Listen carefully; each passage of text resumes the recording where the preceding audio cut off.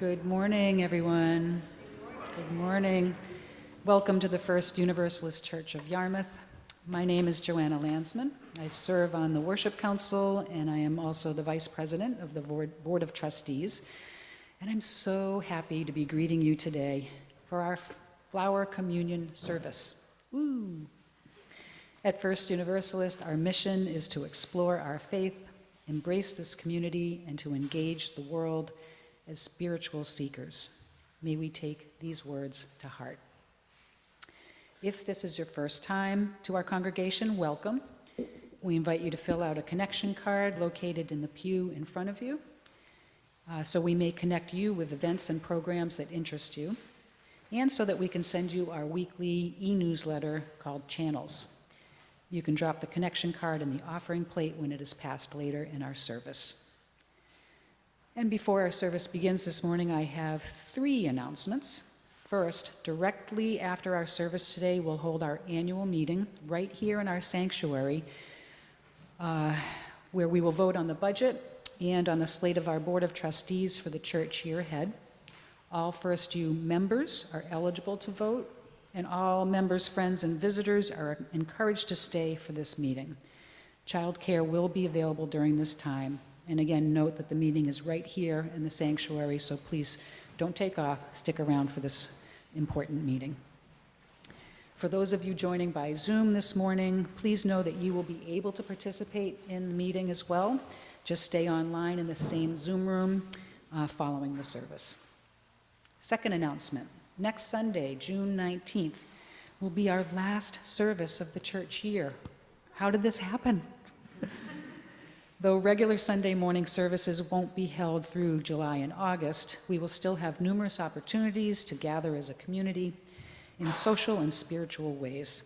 So please check our website and channels to stay up to date on Vespers services, potlucks, and other happenings this summer.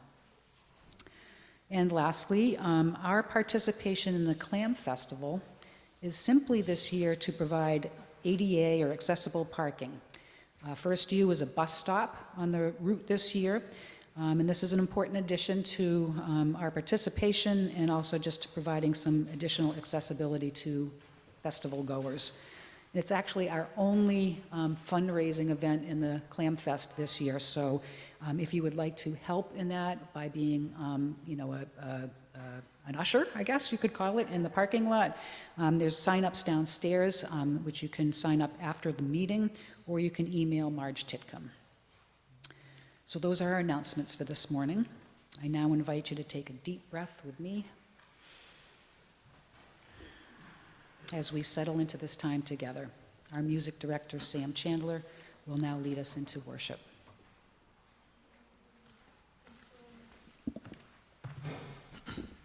Soon the day will arrive when we will be together, and no longer will we live in fear. And the children will smile without wondering whether on that day thunderclouds will appear. Wait and see what a world there can be if we share, if we care, you and me. Wait and see what a world there can be if we share, if we care, you and me. Some have dreams, some have died to make a bright tomorrow, and our vision remains in our hearts. Now the torch must be passed with new hope, not in sorrow, and a promise to make a new start. Wait and see what a world there can be if we share, if we care, you and me. Wait and see what a world there can be if we share, if we care, you and me.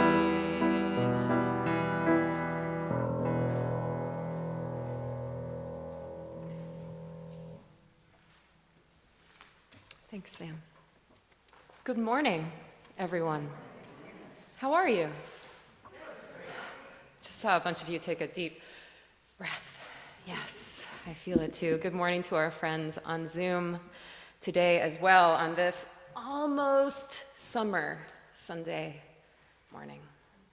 My name is Hillary Collins-Gilpatrick. I'm the minister here at First Universalist Church in Yarmouth, Maine, and it is with blossoming peace and friendship that I say, whoever you are, wherever you are from, whomever you love, whatever it is you have done, whether you love carnations or calendula, calla lilies or chrysanthemums, clematis, crocus, or clover, or actually all this flower talk is making you reach for the Claritin, you are welcome here, and we're so glad you're here.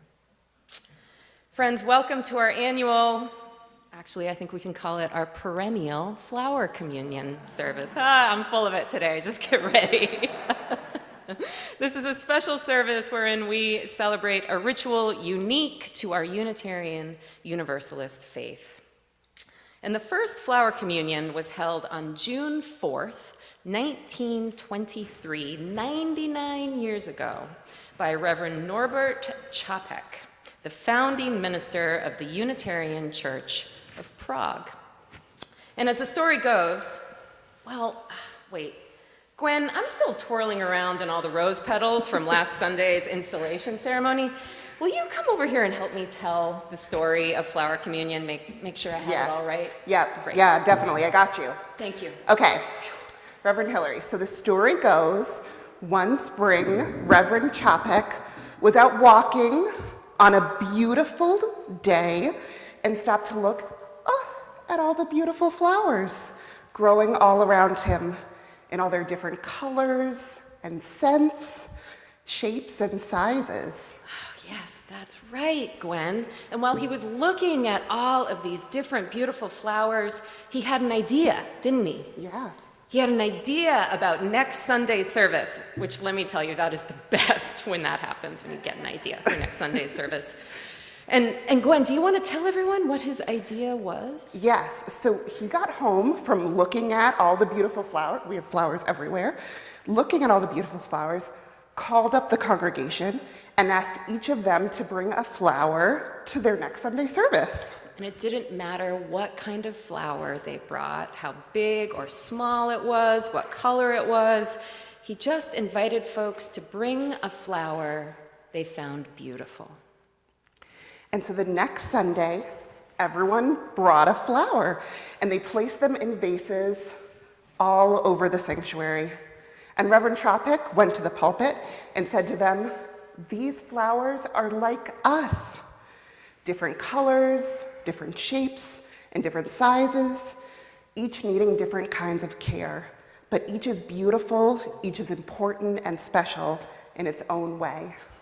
And when he was done speaking, the people in the congregation rose, greeted one another, and each chose a flower from one of the vases to take home with them, a different flower than the one they brought. And that was it. Share a flower, accept a flower. Sacred, simple beauty. And thus began Flower Communion, celebrated in UU churches across the world ever since. And today we celebrate Flower Communion here at First U, a tradition that recognizes the beauty of each person in our community and the great beauty that emerges when we gather together and create the bouquet of our community. And because this is a service that celebrates our whole community, our children will actually remain in the sanctuary with us this morning. We're going to have stories and song and prayer and meditation. And we'll close our service by enacting the Flower Communion ritual begun by Reverend Čapek 99 years ago. Okay, so I'm pretty excited about this one, Reverend Hillary, because this is one of my favorite services of the whole church year. That's great, Gwen. What do you like so much about this one? You know, it means different things to me depending on what's going on in the world and my life. This year, I'm thinking a lot about what it means to look for blessings and how often blessings show up in the littlest unexpected ways. Places you might look right over unless you stop to pay attention. Yeah, I understand what you're saying completely, Gwen. But how does that relate to flower communion? Yeah, well, okay. Flower communion calls us to take a moment with a flower. Really notice all the little details about it, the different shades of yellow or pink or blue that it has, the way it smells or feels. Taking time to really see this little piece of nature and find the beauty here is a blessing, and it's a good practice for these days when we are so focused on big, overwhelming things. Flower community, yeah. Oh, thanks for reminding us of this fact, Gwen. There are so many little, joyful blessings in our lives. So many that when we take time to really notice them each day, they're actually everywhere, balancing out, even overwhelming all the bad news and anxious stuff that takes up so much space in our minds. Yeah, these little blessings nourish us so we can feel strong in the face of all of the stuff that might overwhelm us. That stuff, I tell you. You know, as we're talking about these little things that bless us, Gwen, I'm recalling a poem by Shel Silverstein. I bet it's his poem called Forgotten Language, isn't it? Oh, Gwen, Yeah. great minds. That is the exact poem I am thinking about. Would you like to recite that poem with me? Yeah. You want me to start? Yeah. Okay. Forgotten Language by Shel Silverstein. Once I spoke the language of the flowers. Once I understood each word the caterpillar said. Once I smiled in a secret at the gossip of the starlings. And shared a conversation with the housefly in my bed. Once I heard and answered all the questions of the crickets. And I joined the crying of each falling, dying flake of snow. Once I spoke the language of the flowers. How did it go? How did it go? Good morning, my beautiful bouquet of friends. And good morning, Gwen. What a blessing it is to be with each and every one of you today. Before we rise and say aloud our unison affirmation, why not take a moment to turn to those around you, wish them a good morning, and see if they have a favorite flower.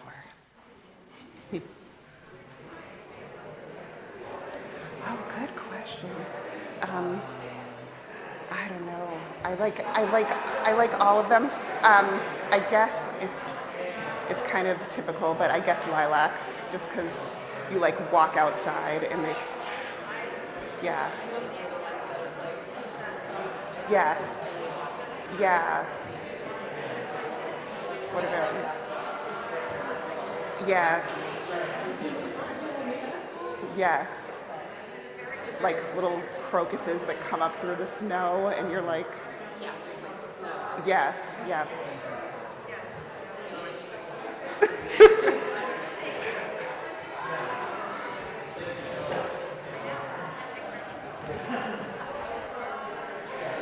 All right, everybody.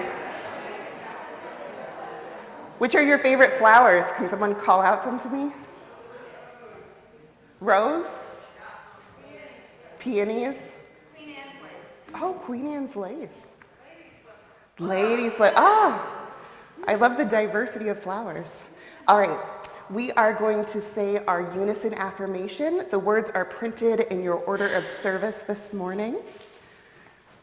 We are united in seeking to increase love with justice and to constitute a free church open to all people, mindful of our past and drawing upon modern knowledge. We respond to the spiritual needs of persons and are devoted to the common good in community, nation, and world. We cherish the integrity of each individual and search for truth with reason as our guide. We respect differences of opinion and strive to be a democratic community. We are concerned with this world and open to the future. All right, and now we are going to light our chalice, symbol of Unitarian Universalism all around the world. Do any kids want to come up and help me light the chalice this morning? Oh, I see Teddy.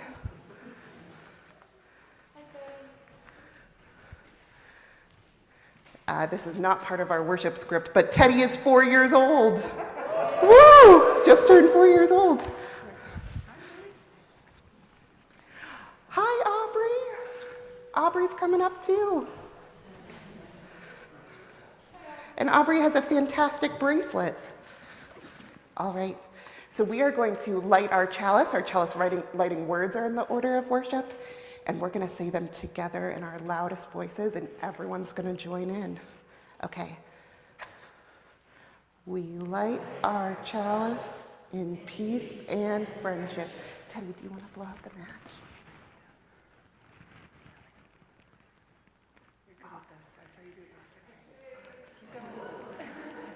Yes, good job, thank you. All right, you can go back and take a seat.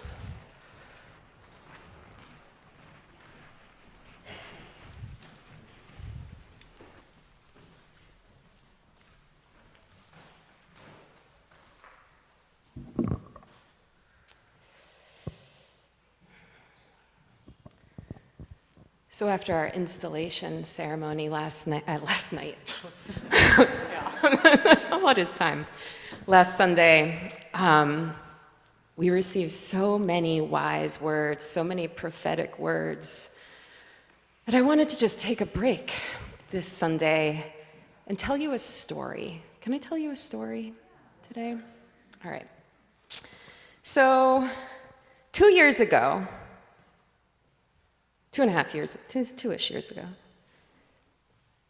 I was living at the top of a steep dirt road in the White Mountains of New Hampshire.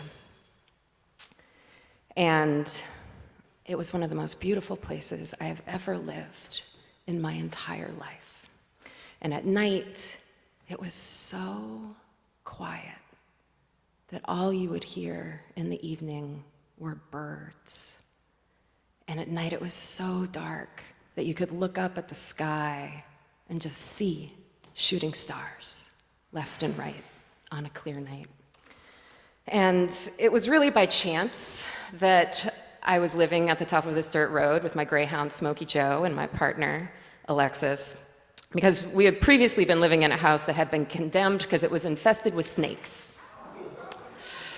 And by grace of the Spirit of life, we managed to find this house that we could rent for a few months that was a beautiful house. We called it the Mountain Chalet. We had never lived in a place like cathedral ceilings and these huge windows that just looked out to mountain vistas. And we used to wake up every morning and just go,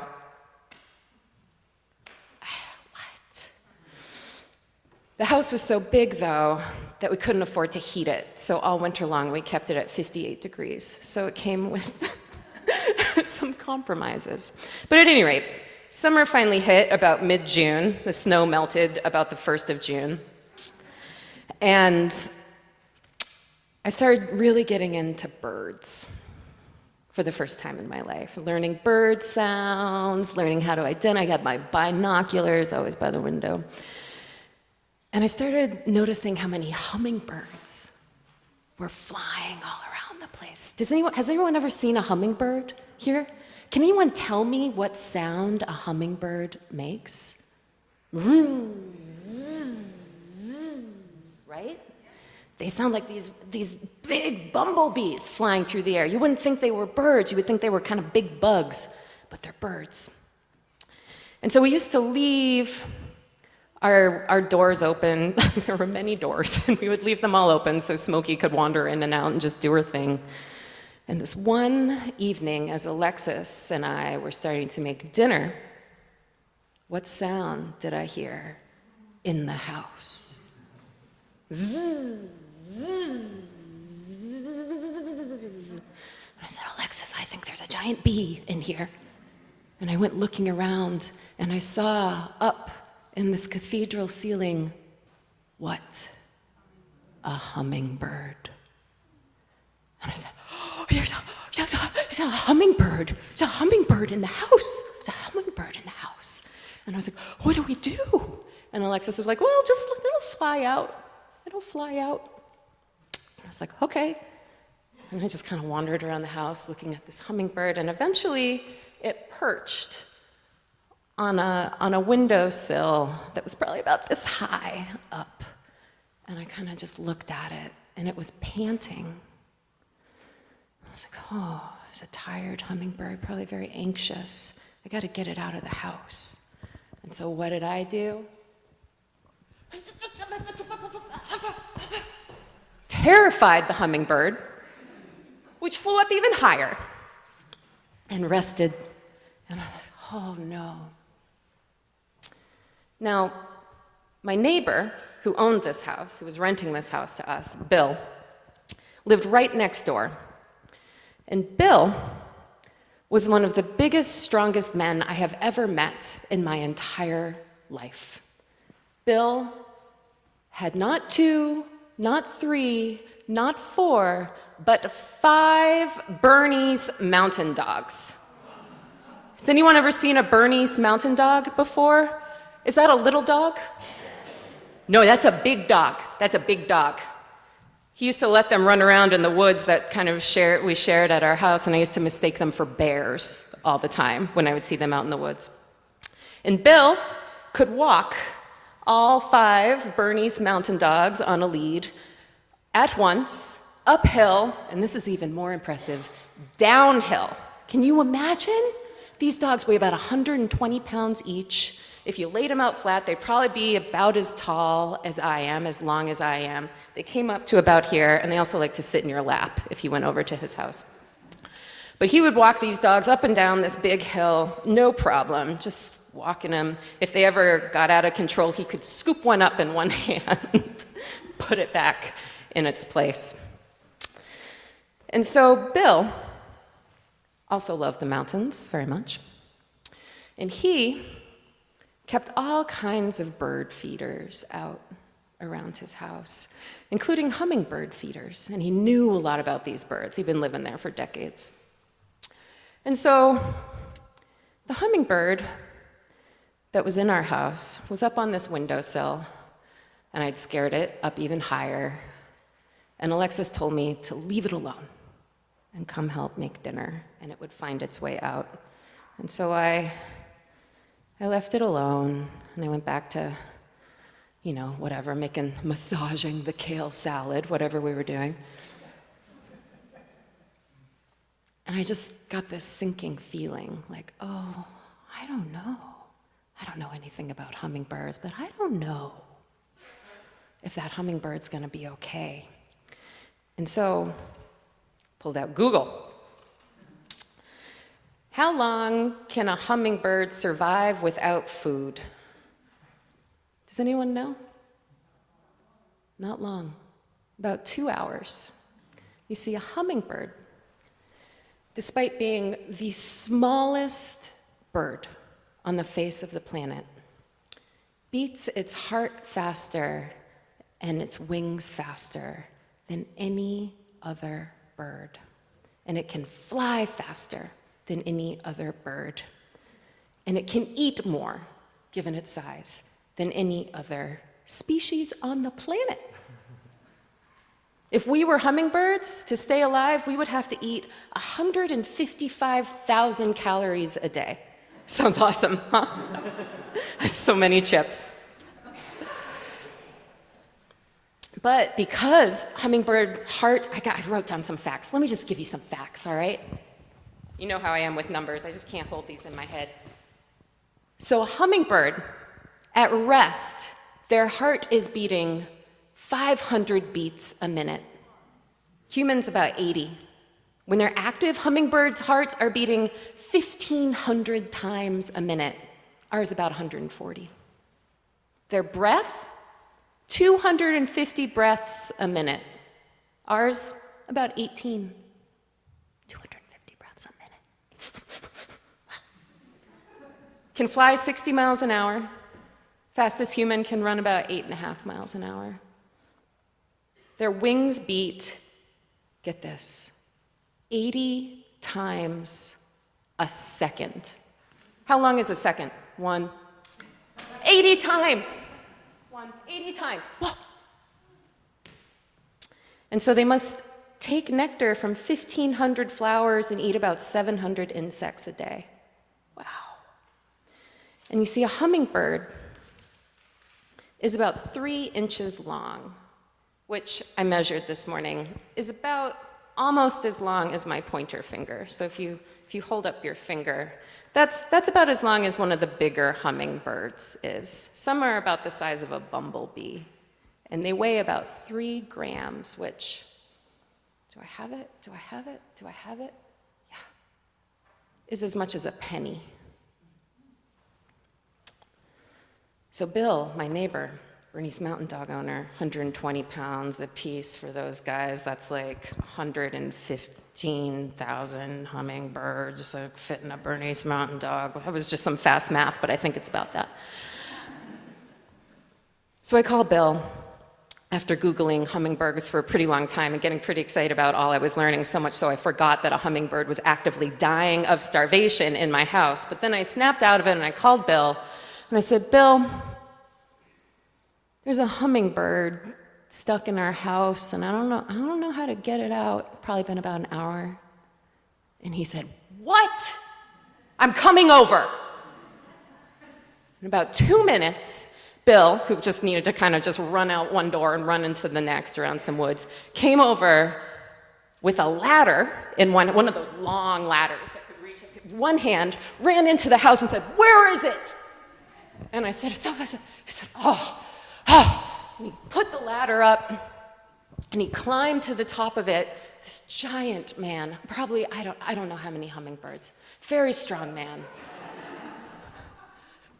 beat his little wings, climbed up, caught the hummingbird in his bare hand, the same hand that can walk 5 Bernese Mountain Dogs up and down a hill, climbed back down the ladder, and ran out of the house. Said not a word. Alexis was still just cooking dinner. She's done Zen meditation a long time. She can just stay right there. I was like, Smokey was asleep on the porch, out cold. I was like, Alexis, did you see Bill just grab that hummingbird with his bare hand? She's like, yeah, pretty cool. Yeah, pretty cool. Yeah, pretty cool. So I kind of just went back to it, and I gave Bill a call about 10 minutes later, and I said, so what's going on with the hummingbird? And he said, I can't talk too long. I'm feeding it with my hand right now. And I said, oh. I said, how are you doing that? With sugar water? No. And I was like, oh. I said, yep, I'll give you a call back later, okay? I'm busy. And I said, okay. So we went back, and we sat out on the porch. We closed all the screens and all the windows and all the doors. And Bill called and he said, hummingbird survived, just flew away. And I'm thinking about that story because it happened about this time of year, 2 years ago. And I've been thinking about that because I feel these days call us to recognize how strong we are and how gentle we are, and how to regulate between the two, how to know when the brute force is needed to pull the Bernese Mountain Dog back in line, and how when the gentleness is needed to catch the hummingbird in our bare hand and nurse it back to life. And we can think about Bernese Mountain Dogs, and we think about human beings, we can think about hummingbirds. But think about a hummingbird, the littlest bird. 3 grams, weighs as much as a penny, 2.5 inches long, the fastest bird in the world. the bird that needs the most food to survive of any species on the planet, and the only bird that can fly backwards, forwards, upside down, and hover, because their wings are so strong. They're one of the strongest species on the planet, too. Do you know how they hover? They put their wings in figure eights. And when I learned that this weekend, I practiced doing that for a few seconds. And that is a workout, my friends. Let me tell you, Christy, I know you like those workouts. Hummingbird workout. This is a new one to add in. Just try. And they can do that for a minute. What? Just hover and then fly upside down. Are you kidding me? So, even the gentlest, smallest things that you might believe are so frail, sometimes are the fastest, strongest things that have just what they need if they're getting the right nourishment and care. And that's my story for you about the littlest bird.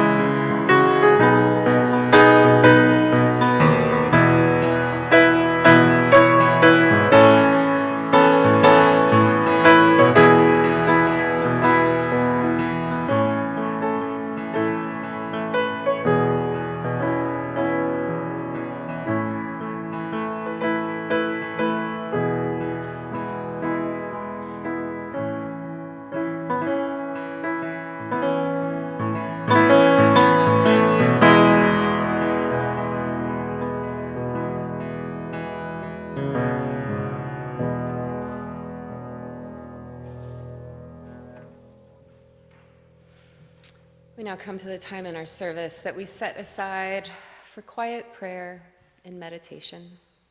And this can be a time to reflect on the events of the past week, look forward to what might come in the days ahead, offer a prayer of loving kindness to those in need of loving kindness, or simply be here now, in this time and place and all that it offers us in sensation and emotion. Following our time of quiet, I will ring a chime, and all will be welcome to come forward to light a candle for a joy, sorrow, or concern you hold today. Our children will be welcome to come forward at this time too, as I know sharing joys and sorrows is an important ritual for you all in your children's chapel every Sunday. Before we come to this time of sharing, though, let's take a moment to breathe and be quiet. And to help us find our breath, we can gently lift up our arms like a sleepy hummingbird, set them back down as we breathe out. Lift up our arms as we breathe in. Set our arms down as we breathe out, and hold a sacred time of quiet. Let it be so, and amen.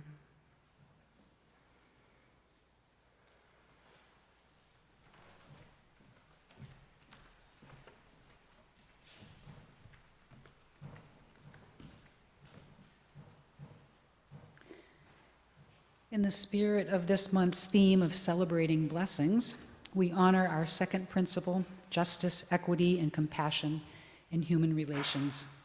Specifically, we honor reproductive justice by sharing our plate with two main organizations, Birth Roots, celebrating the blessings of little ones, and Maine Family Planning, celebrating and honoring choice. Your generosity is greatly appreciated. For those of you in the sanctuary this morning, we will pass the plate to one another, and those gathered online, you're invited to make your offering using the donate button in the order of worship. By clicking this link, you will be taken to Give Butter, a virtual giving site that accepts a card number, PayPal, and Venmo accounts. You may also make your offering by dropping a check in the mail or using your bank's free bill pay feature. Ooh. Thank you for your generosity and compassion.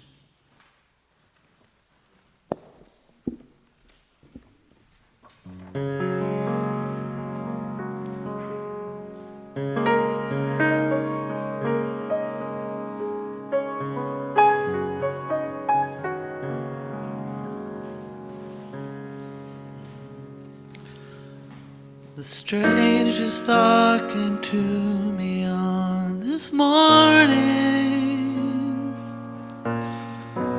as I awoke to greet the coming dawn. The sun was hardly peeking through the garden. It felt that with everything then I wish that I could come back as a flower, as a flower, as a flower. How I wish that I could come back as a flower, as a flower, to spread the sweetness of love. Spread the sweetness of love.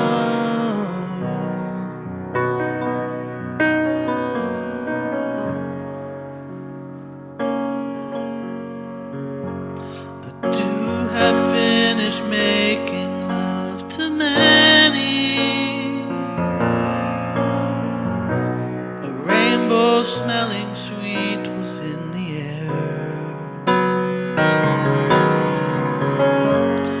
Envied all the silence I saw growing,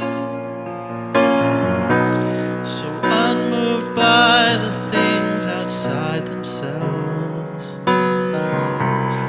How I wish that I could come back as a flower, as a flower, as a flower. I wish that I could come back as a flower,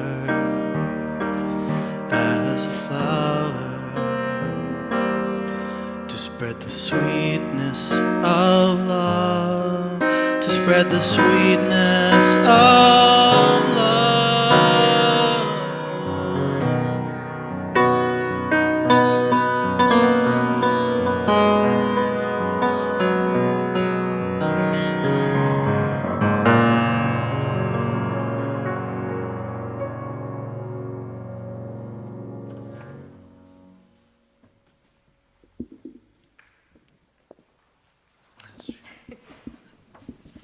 Let's hum.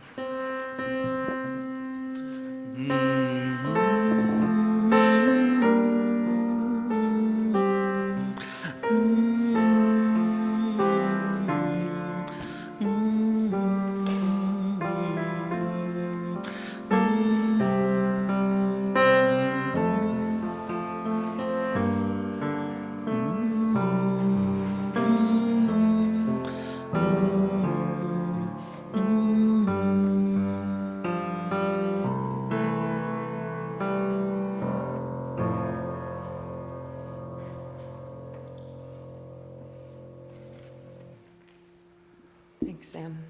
Thanks, everyone. So we have now arrived at the ritual of our flower communion.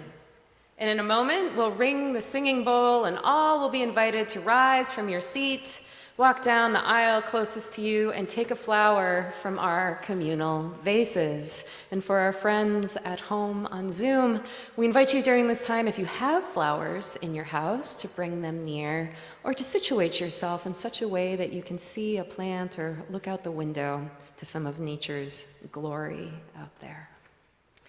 And so we have vases up front here, as well as vases all along the sides of the sanctuary on the windowsills. And we invite you to participate in this ritual mindfully and quiet-ishly. Try your best to notice what it feels like to be a part of our community right now. And when it's your turn to take a flower from our communal bouquets, try to notice what the bouquet looks like and be aware as you gently take a flower from it. There is no need to rush. You don't have to rush this ritual. Once you've selected a flower, just quietly return to your seat and take a moment to look at the flower in your hands.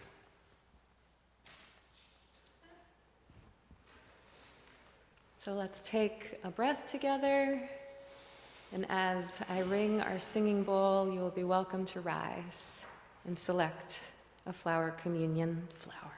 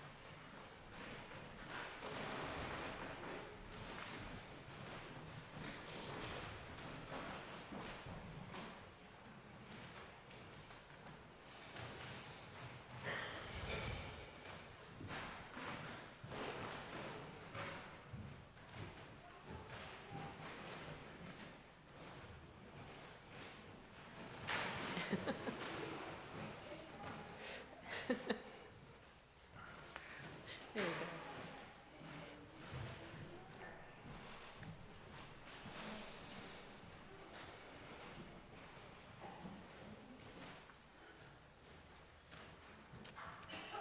So once you've returned to your seat, just relax, take a breath, let yourself be quiet, and just rest your gaze on your flower. See if you can bring your full attention to this piece of our world. Notice the shapes, the variations in color and texture that the flower has. Notice the parts that seem strong and sturdy. Take a breath and remind yourself that such strength is also with you.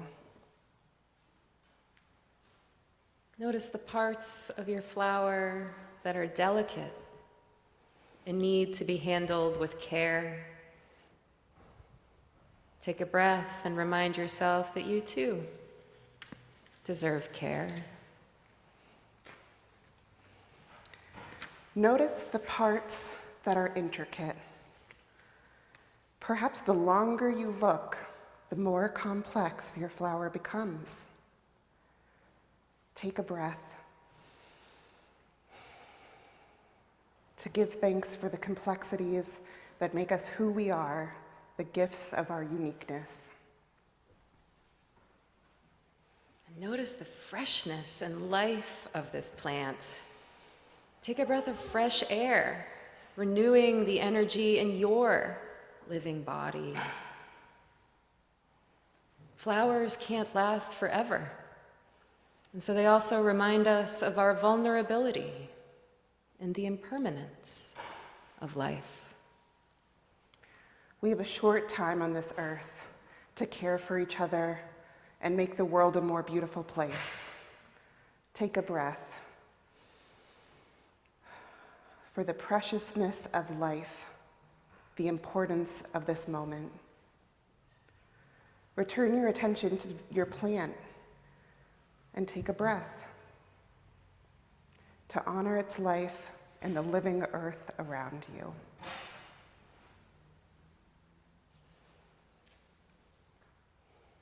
Now, as we hold a short moment of quiet, I invite you to offer your own prayer of thanks and care to any being, any patch of earth that calls for your care, for your joy, for your thanks.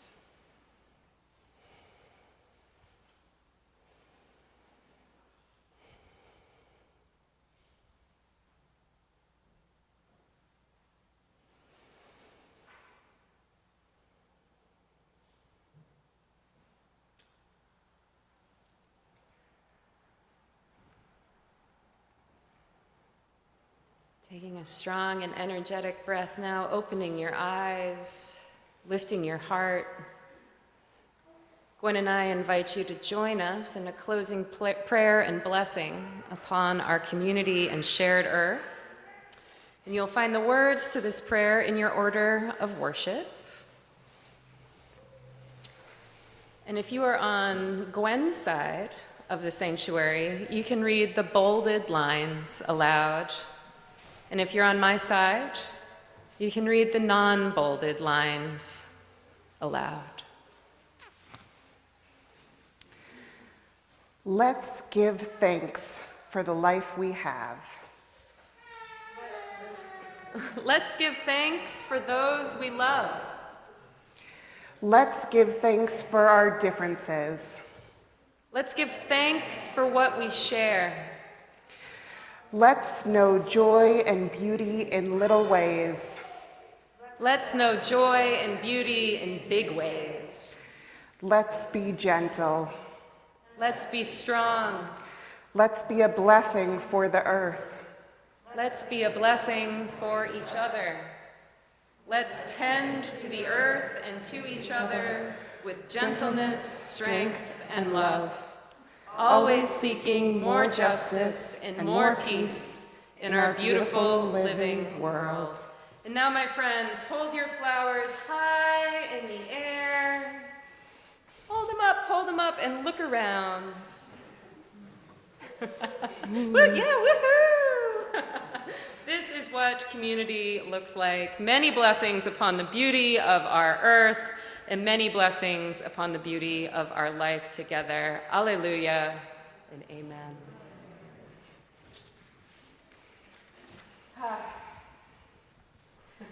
Thanks, everybody. Our flower communion service has come to an end. A friendly and enthusiastic reminder that our annual meeting will begin directly following this service. If you need to get up and stretch for a second, please feel free to do so, but then sit back down, especially if you are a voting member of our congregation. Before we come to that time, won't you join me in the words of our unison benediction? And if you like, you can raise your flowers high for this one too. For those who come here seeking God, May God go with you. For those who come embracing life, may life return your affection. For those who come to seek a path, may a way be found and the courage to take it step by step. Amen.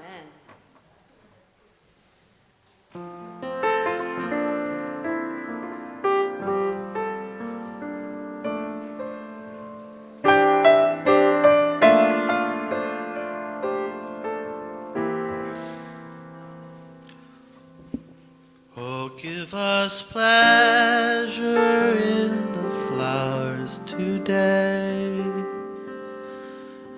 and give us not to think so far away,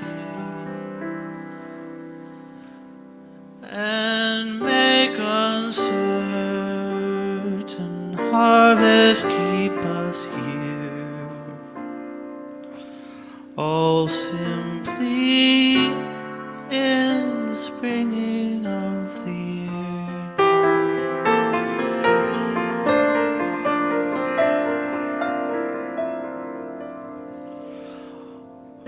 Oh, give us pleasure in the orchard wide, like nothing else by day, like ghosts by night, and make us happy in the happy bees, the swarm dilating round the perfect tree,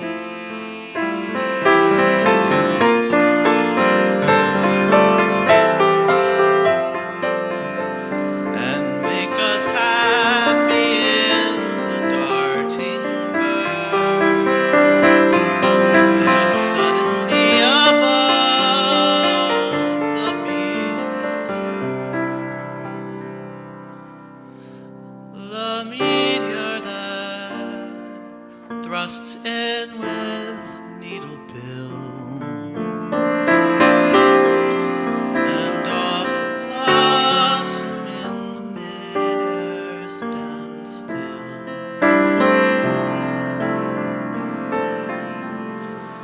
For this is love, and nothing else is love, the which it is reserved for God above, to sanctify to what far end he will,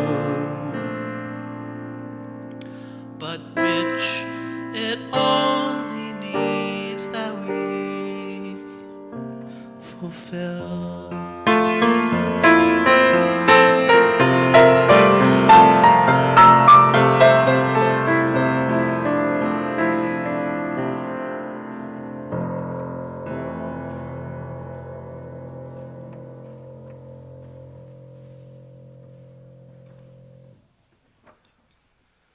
Thank you, Sam.